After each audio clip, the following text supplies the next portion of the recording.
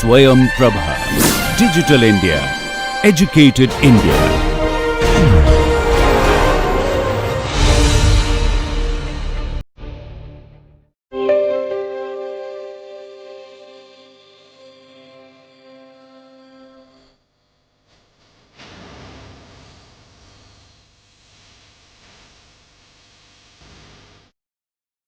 We are going to discuss the working principle of another very popular network, and that is known as actually radial basis function network, that is RBFN, or radial basis function neural network, that is your RVFNN.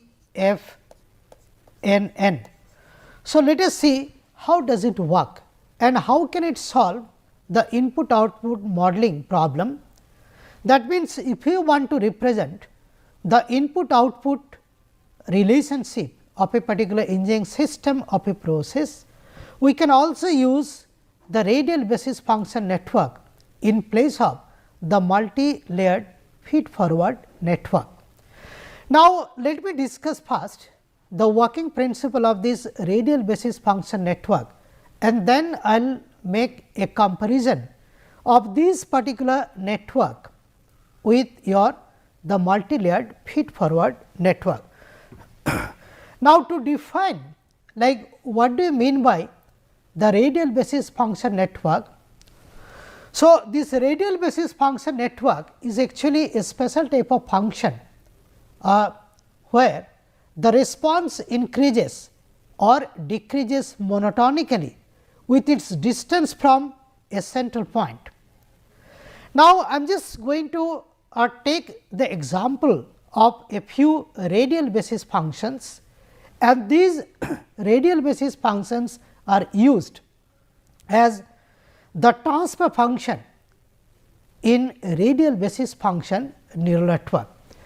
Now, let me concentrate more on this particular the radial basis function. Now, if you see the radial basis function, we have got the different types of radial basis function. For example, say we have got the thin plate spline function, and mathematically this is nothing but f x equal to x square log x. Now, if you see the plot of this particular function, the plot looks like this. So, this is your x and this is f x, that is y, and here you can see. So, it is as x increases. So, this particular function increases monotonically. So, this is actually a very good example of a radial basis function, and this is actually is known as the thin plate spline function. Now, if you see the other forms of this particular the radial basis function, we have got another function, that is the well known Gaussian function, and this particular Gaussian function is used very frequently in radial basis function network. And if you see this mathematical expression of the radial basis function, so this y equals to f x is nothing but exponential minus half x minus mu divided by sigma square. Now, if you see this particular plot, this figure shows the Gaussian distribution, and mathematically this can be represented as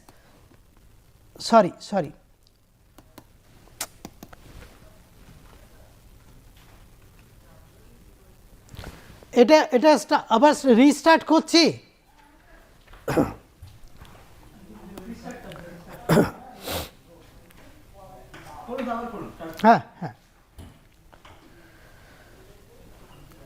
This figure shows a Gaussian distribution, and this Gaussian distribution is used as a radial function. And if you see the mathematical expression for this Gaussian distribution, y equals to e raised to the power half.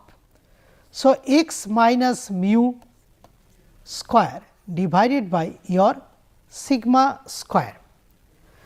Now, if you see, so this is the way the function is actually increasing, and this is the way it is decreasing.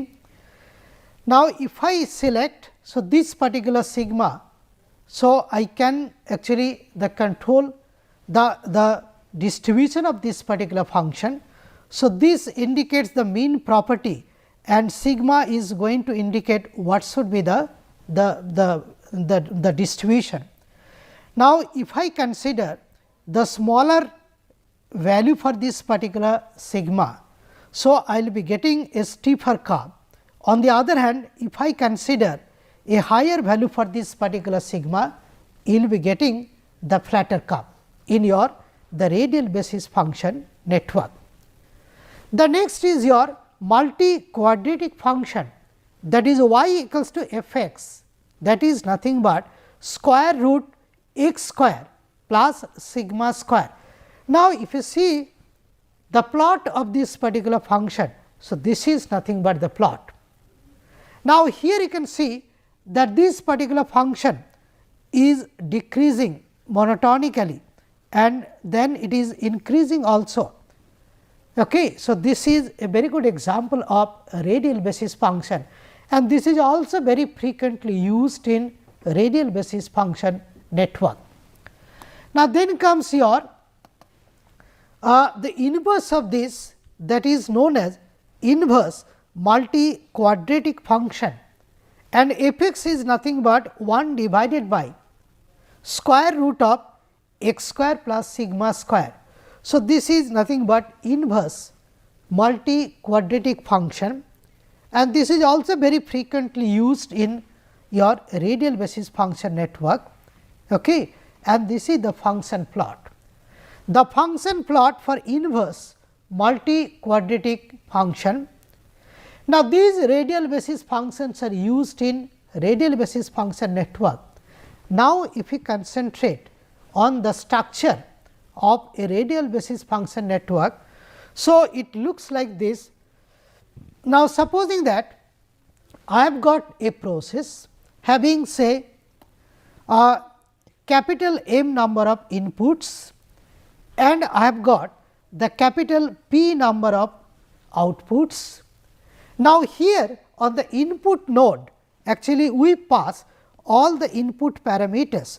So, these are all input parameters and on the output layer we represent these output neurons. Okay. And in between the input nodes and the output layer, we have got a hidden layer and the architecture of the topology of this particular radial basis function network depends on the number of neurons we put on the hidden layer, and generally for this radial basis function network we use only one hidden layer. Now, here how to decide the number of neurons to be put on the hidden layer, that I am going to discuss in details. But before that, let me tell you one fact regarding this particular network. Then once again I will be discussing how to decide the topology or the architecture of this particular network. Now, let me concentrate on the training scenarios first. Now, supposing that we have got say capital L number of training scenarios. So, this capital X is nothing but a collection of all capital L training scenarios.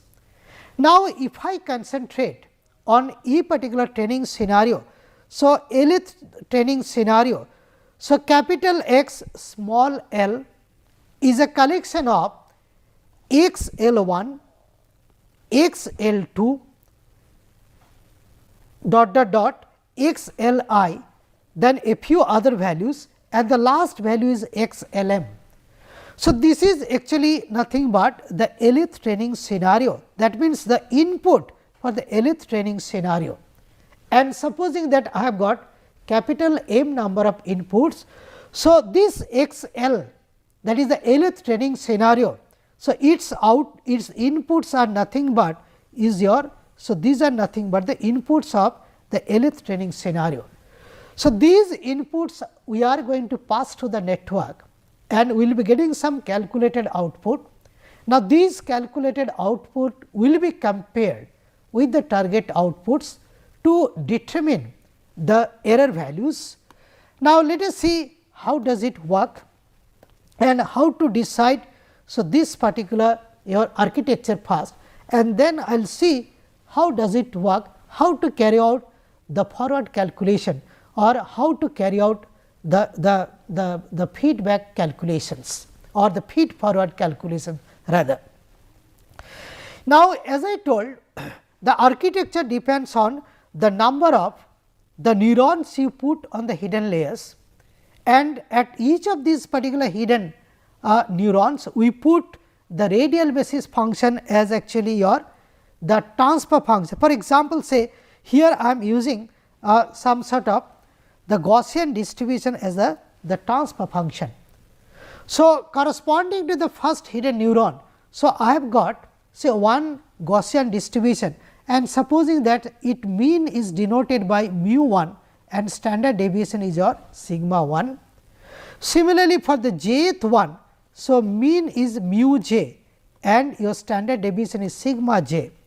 Corresponding to this nth one, so the mean is your mu n and standard deviation is nothing but is your sigma n. Now, how to decide the value of this particular the capital N, that I am going to discuss. But before that, let me tell you one more thing, that here in place of input layer I am putting input nodes. So, truly speaking, for this particular network there is no input layer, and this is nothing but actually a 2 layer network. That means, here it has got one hidden layer which is in between the input nodes and the output layer, and we have got one output layer, and truly speaking there is no input layer here. Instead, what we have got is your input node, and if you notice it carefully, to represent a neuron, so I am using a circle something like this, and to represent the node, in fact it is actually the filled up like small circle sort of thing. Okay, so, this indicates the node, this is node, not the neuron. So, this is a node, not the neuron, and the difference between this particular node and the neuron is we do not use any transfer function here. Now, whatever is coming as inputs, the same input you pass it here. So, the input is passed to this particular node, and all such inputs are summed up here. So, this is nothing but h I 1, that is the input of the first neuron lying on the hidden layer. This is h I j, that is the input of the jth neuron lying on the hidden layer, and this is h I n, that is nothing but the input of the nth neuron lying on the hidden layer. Now, depending on this Gaussian transfer function, so I will be getting some output here, some output here, some output here, and to determine the input of the output layer following the same principle. So, I will have to multiply.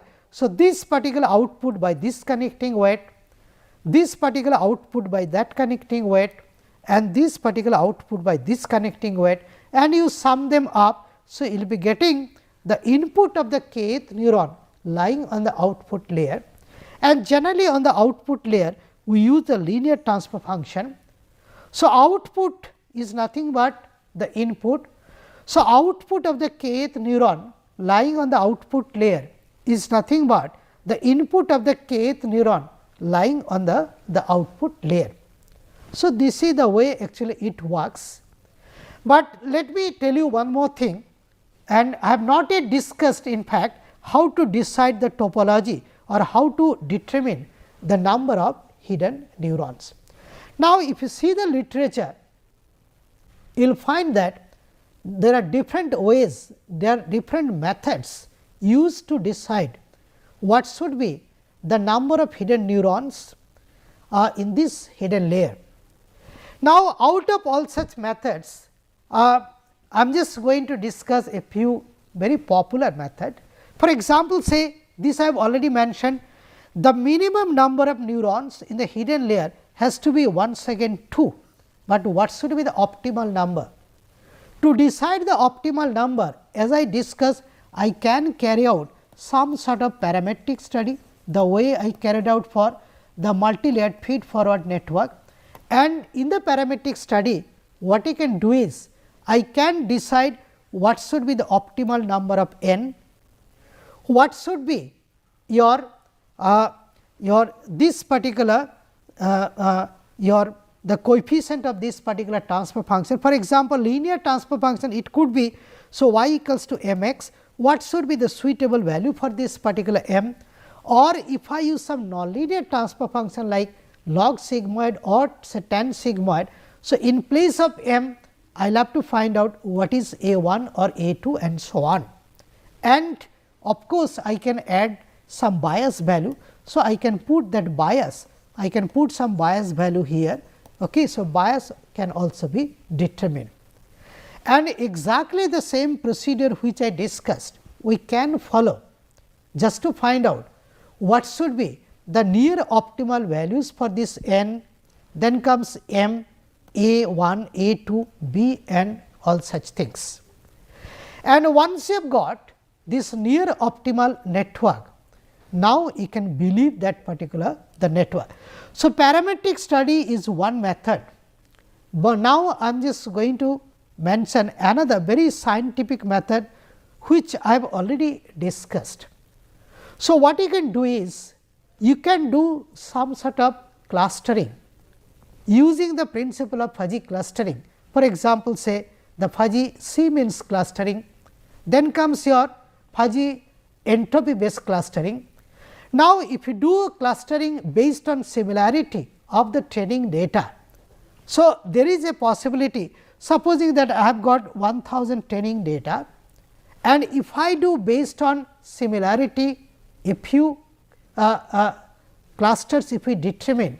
So, what will happen is, supposing that I am getting 10 optimal number of clusters. For each cluster, supposing that say in the first cluster, say I have got say 80 data, second cluster I have got say 110 data, third cluster I have got say 90 data, fourth cluster I have say 120 data and so on. Similarly, I have got say 10 clusters. 10 clusters mean your 10 hidden neurons. Now, each neuron is going to represent a particular cluster, and say in the first cluster, say I have got 80 data, and based on its leader, the cluster center, I can find out what should be the mean property of this particular the Gaussian distribution. And once I know this particular mean property, so I can find out the variance of this particular surrounding data, and I can also find out what should be the standard deviation, that is sigma 1. So, for each of these particular the hidden neurons, the Gaussian distribution, I can find out what should be the mean and standard deviation. And once you have got the mean and standard deviation for this 10 number of hidden neurons, I know all such properties, and the moment I pass these particular inputs to this your the hidden neurons. So, depending on this your mu and sigma, so I will be getting the different outputs, although the inputs for each of these particular hidden neurons are exactly the same numerically. For example, say what you are doing, so this h I 1 is numerically exactly equal to h I j, and that is numerically equal to h I n. So, what we do is, we can find out these particular inputs, and depending on this sigma and mu and sigma, I will be getting the different outputs, and then as I told, the outputs will be multiplied by the corresponding connecting weight. Those are summed up here, and then it will pass through this particular transfer function just to find out the final output. So, this is the way actually. So, this particular the radial basis function network works. Now, whatever I have discussed, the same thing actually I have written it here. For example, say I am passing the training scenario, the LH training scenario having your m numerical values for m inputs, and once you have got, I can find out the output of this hidden layer, and the output of the hidden layer is nothing but this. So, HOJ, that is the output of the jth neuron lying on the hidden layer, can be determined using this particular the Gaussian distribution. Now, if I have got output of this hidden neuron, so what you can do is very easily I can find out the input of the kth neuron lying on the output layer is nothing but this, that is summation w j k multiplied by h o j, j varies from 1 to n, and once you have got this, now here we are using the linear transfer function. So, output is nothing but the input. So, I can find out the error in prediction at the kth output neuron. So, that is nothing but this, and once you have got, so this particular the output. So, what you can do is I can use the incremental say mode of training just to update that particular network, and if you want to update this particular network, very easily you can do the principle I have already discussed. So, here W updated is nothing but W previous plus delta W, where this delta W j k corresponding to the tth iteration is nothing but minus eta the partial derivative of E k with respect to W j k corresponding to the tth iteration plus alpha prime delta W j k corresponding to t minus 1th iteration. So, I am using the generalized delta rule, and this particular partial derivative can be determined by following the same principle, the same chain rule of differentiation. So, the partial derivative of E k with respect to W j k is nothing but the partial derivative of E k with respect to O O k multiplied by partial derivative of O O k with respect to O I k multiplied by partial derivative of O I k with respect to your W j k. So, by following this, so I can find out, so this particular partial derivative. Now, the expression for each of the partial derivative very easily we can find out, which I have discussed several times. So, we can find out the partial derivative of E k with respect to O O k, this is nothing but this particular expression. Then partial derivative of O k with respect to O I k is equals to 1, partial derivative of O I k with respect to W j k is nothing but H O j. So, this is the way we can find out.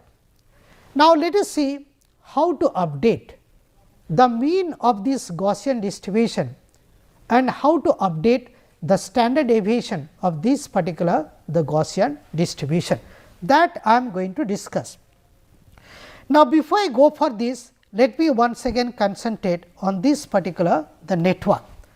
So, our aim is to find out what should be the updated value for the mean. So, let me concentrate on this particular the radial basis function, the Gaussian radial basis function, and supposing that it has got the mu, that is the mean, and it has got the standard deviation, that is your sigma j. So, how to update this particular mean and your standard deviation, that I am going to discuss. Now, if you see, so this particular O H O j, so this is connected to through this particular the connecting weight, this is connected to the first output neuron through this particular connecting weight W j k. Then comes your, this is connected to your, so this particular network. So, this is nothing but W j p and so on. So, this particular your the radial basis function has got some contribution to each of these particular output neurons. That means, if I want to update, so this particular mean or the standard deviation, I will have to consider the average effect of this particular the error, and that is why the way I discussed in fact. So, we are going to consider the average effect of this particular. Now, here your mu j updated is nothing but mu j previous plus delta mu j. Now, this delta mu j is nothing but minus eta, the average of the partial derivative of E with respect to mu j corresponding to tth iteration, plus alpha prime delta mu j t minus 1. Now, this particular partial derivative of E with respect to mu j average is nothing but summation k equals to 1 to p del E k del mu j. Now, your multiplied by summation k equals to 1 to p partial derivative of E k with respect to mu j, and this is multiplied by 1 by p. Now, this particular partial derivative can be determined using the chain rule of differentiation. So, by following the same procedure I can find out. So, very easily I can find out. So, this particular expression, that is partial derivative of E k with respect to O ok multiplied by partial derivative of O ok with respect to O I k, that is nothing but this. Then this partial derivative we can find out, that is partial derivative of O I k with respect to H O j, that is nothing but W j k. Now, we will have to find out the partial derivative of H O j with respect to your, so this particular the mu j. Now, let us try to understand how to get this particular the expression. Now, this is a Gaussian distribution. So, if you write down the expression, that is your H O j. So, this is nothing but e raised to the power minus half. Then comes your x minus mu. So, here x is what? That is the input, that is H I j, that is nothing but the variable x minus mu j square divided by is your sigma j square. So, this is the Gaussian distribution. Now, if I find out its derivative, for example, say if I try to find out H O j with respect to your H I j. So, how to find out? It is very simple. So, what you can do is, so this will become e raised to the power minus half multiplied by sigma j square. Then comes your this H I j minus mu j square multiplied by your minus half. Then comes your, so this is this is actually your with respect to mu j, I am sorry for this. So, partial derivative of H O j with respect to your this mu j is nothing but e raised to the power minus half. Then comes your H I j minus mu j square divided by sigma j square multiplied by minus half multiplied by 2. Then comes your H I j minus mu j multiplied by your minus 1. So, this is nothing but is your the derivative with respect to your the mu j. So, let me repeat. So, partial derivative of H O j with respect to mu j is nothing but e raised to the power minus half H I j minus mu j square divided by sigma j square multiplied by minus half multiplied by 2 H I j minus mu j multiplied by minus 1. Now, this can be written as what is this? So, this is nothing but is your H O j. So, this is your H O j. Okay. Now, this is H O j. Now, this 2 gets cancelled, minus and minus, this will become plus. So, this is nothing but is your H I j minus your mu j divided by sigma j square. Now, this H I j is what? H I j is nothing but the summation of your x L1, L2 up to your Lm, that is nothing but is your Hij. If you remember, the input of the jth neuron lying on the hidden layer is nothing but summation of all such values. And here I am putting minus m mu j. Now, for each of the dimension, so I consider that it has got your mean mu j, and we assume that all the dimensions has got the mean value, which is an assumption, and I have got m dimension. So, this is nothing but minus m mu j divided by sigma j square. So, this is the way actually we can find out. So, this derivative, that means you can find out actually. So, this expression for the partial derivative of h o j with respect to mu j. So, this particular the expression we can find out very easily. And once you have got this particular thing, so now we are in a position to find out the change in mu j, and once you have got the change in mu j, we can find out the updated value. The same principle I am just going to use for updating the sigma. So, sigma j updated is nothing but is your sigma j previous plus delta sigma j. Exactly in the same way I am writing down the expression of delta sigma j. So, we will have to consider the average effect once again, and the partial derivative of E with respect to sigma j average is nothing but 1 by p multiplied by summation k equals to 1 to p partial derivative of E k with respect to your sigma j. Now, once again I will have to derive that particular the expression. Now, this partial derivative of E k with respect to your sigma j is nothing but this particular expression according to the chain rule of differentiation. And now, what you can do is, so this particular partial derivative of E k with respect to O k multiplied by partial derivative of O k with respect to I k. So, this I can find out. Now, partial derivative of O I k with respect to H O j I can find out. Now, I am in a position to find out what should be this partial derivative, that is partial derivative of H O j with respect to your sigma j, and this is nothing but is your this particular big expression. Now, very easily once again we can derive this particular expression.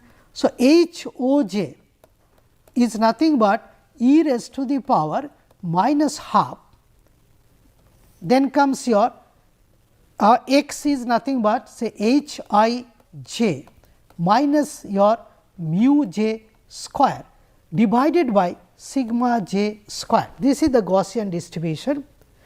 Now, if I find out the partial derivative with respect to your sigma j, this is what? So, this is nothing but e raised to the power minus half. So, this is h I j minus mu j square divided by sigma j square, okay, multiplied by your minus half. Then comes your, this is with respect to your this sigma j. So, h I j minus your mu j square multiplied by minus 2 multiplied by sigma j raised to the power your minus 3. Okay. Now, if you simplify, so this is nothing but what? This is nothing but is your h o j multiplied by, actually this minus minus becomes plus 2.5. So, I will be getting like h I j minus mu j square divided by sigma j q, exactly the same expression I have written it here. Now, this h I j is what? H I j is nothing but x L1, L2 up to Lm, and this mu j. So, for each of the dimension I am considering the same mean value mu j. So, this is nothing but is your, so x L 1 minus mu j square plus x L 2 minus mu j square, and the last term will be x L m minus mu j square divided by your this sigma j q. So, this is the way actually we can find out. So, this particular your the partial derivative, and once you got this particular partial derivative, now we are in a position to find out what should be your. So, this particular the delta sigma j t, and once you have got this delta sigma j t, so I can update this particular your sigma j. So, this is the way actually the connecting weight, the mean and standard deviation of the Gaussian distribution used as the radial basis function for this network can be updated, and through a large number of iterations. So, this particular network is going to give more and more accurate prediction, that is the better prediction, and this is the way actually this radial basis function network is working. Thank you.